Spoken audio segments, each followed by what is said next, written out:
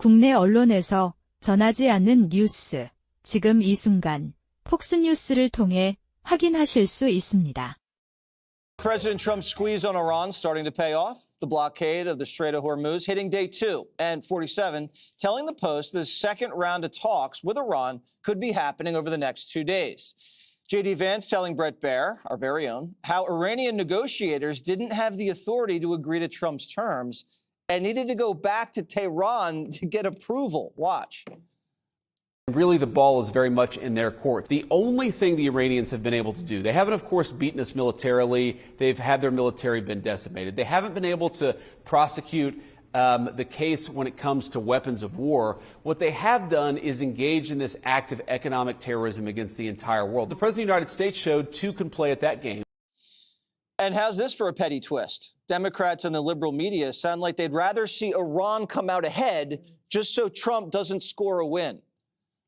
I really don't want to see Bibi Netanyahu or Donald Trump politically strengthened by this war because they are two awful human beings. And so I really find myself torn. The now deceased Supreme Leader, who I'm not mourning his death, right, a very bad person, he did have a fatwa in place that said no development of nuclear weapons. The problem is his now second eldest son, Ali Khamenei, doesn't believe in that fatwa. Donald Trump also told the demented lie in attacking the Pope that Iran wants to, quote, exterminate the world. Well, Dana, I got to give them credit for honesty. I mean, they really can't decide who they want to win, Iran or America. It's like hard to say this, but I guess we're going to have to go with Iran. Yeah, oh well. This one. Well, you know, now we know. We don't have to guess, and I guess that's fine.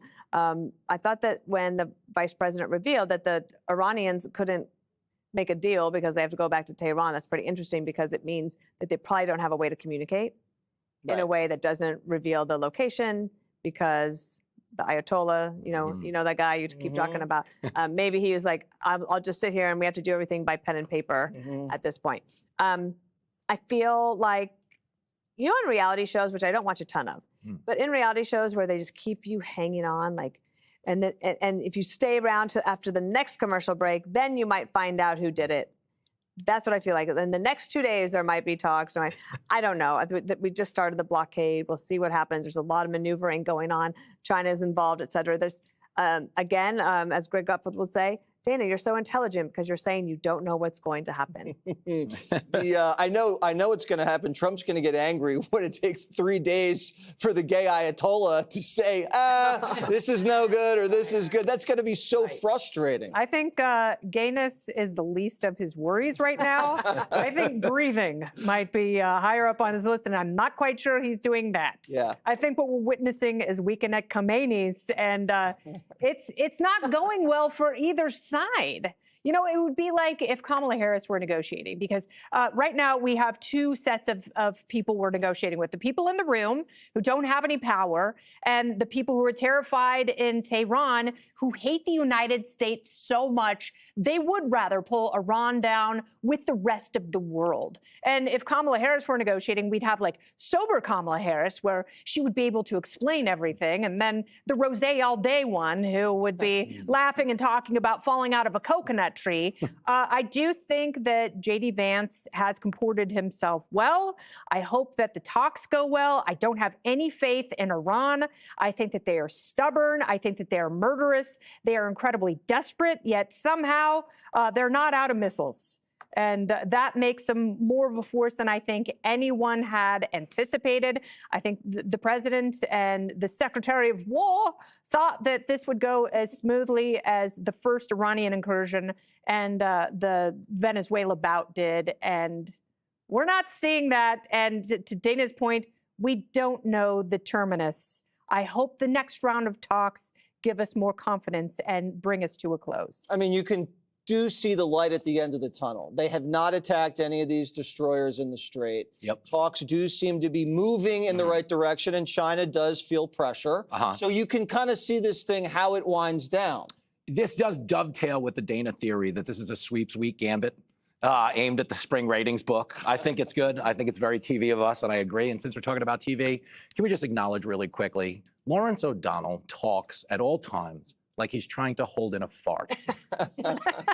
I know that's not very adult of me on a serious show of this stature. So serious. But when he says Iran and President Trump, I'm like, dude, just let it go. You don't know everybody in this elevator. They'll be off at the next floor. But the Thomas Friedman thing, you have to admire the candor on some level.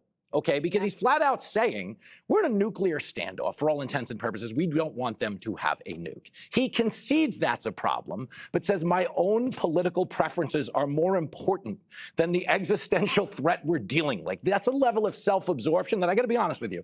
The people in Iran rooting for a settlement right now are not sitting in their caves in fear with their soul in a fetal position going, I just hope it doesn't happen under this Khomeini because he's a dirtbag. If we can get to the midterms, it's embarrassing, man. Yeah, the market liked day 2 of the blockade, Harold, and it looks like the S&P's recovered all the losses since the beginning of the war. So a couple of things. The market did. It recovered and continues to because it's believing there's going to be a second meeting and believes that we may find some resolution here. There are 2 goals we're trying to get. And I never liked differing with DP on anything, but I didn't think Vance was particularly effective yesterday. He said that they were inches away from an agreement, but he didn't believe the people in the room were able to settle on an agreement, and they met for 21 hours. This is a 6,000-year-old civilization that feels like their country and what they represent is facing and has an existential threat posed to them.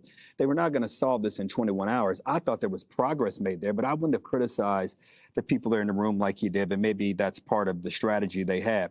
We have 2 goals here. First, open up the strait. That's why the market is responding as it is. And 2, the most important is to ensure that they cannot make a nuclear weapon and they can't threaten us or our allies in the region. Now, I said yesterday, the blockade has been a success. It's a success because we are depriving the Iranians of money. Now, it was reported today that a Chinese vessel got through, then it had to come back through. I'm curious as we get some more reporting this evening from some of our reporters and other outlets to figure out what exactly happened there. I do hope that we, the United States, are not cherry-picking or deciding who can get through, who cannot get through. It sets an awful precedent for commercial. It didn't leave an Iranian port. That's why. Right. So I think it sets. You're probably right, and I trust you.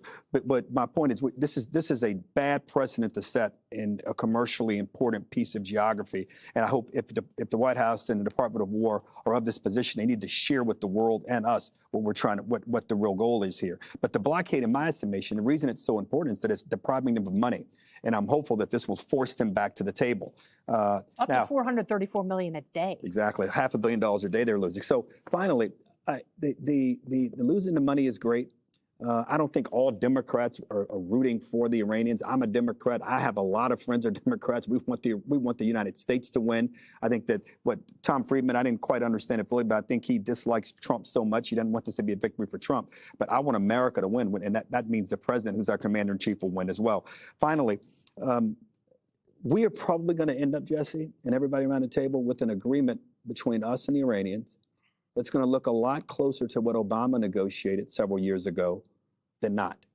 I don't think the Obama deal was as bad as some people think. I won't go as far as my friend from the great senator from Virginia, Tim Kaine, who said it would be the worst. It's the worst thing ever.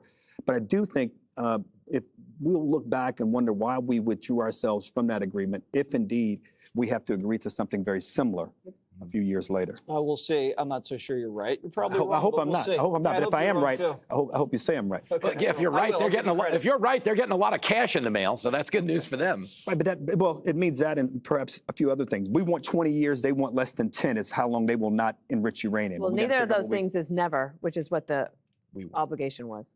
Right. But think about it, we're never. I'm agreeing with you. They're never going to not do it. They want a nuclear weapon. We've got to bring them into the Western world where they don't want to harm us and our friends.